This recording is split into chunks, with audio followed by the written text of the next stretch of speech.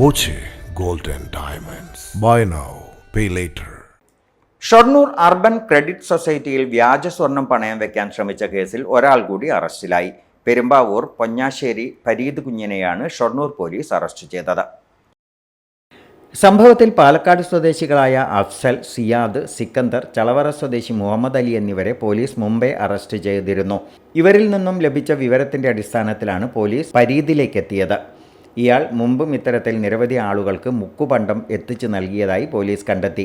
ഇയാളെ കോടതി റിമാൻഡ് ചെയ്തു. സബ് ഇൻസ്പെക്ടർ പി സേതുമാധവൻ, ASIമാരായ കമലം, K അനിൽകുമാർ, CPOമാരായ T റിയാസ്, ഷനിൽകുമാർ എന്നിവരാണ് കേസ് അന്വേഷിച്ചത്.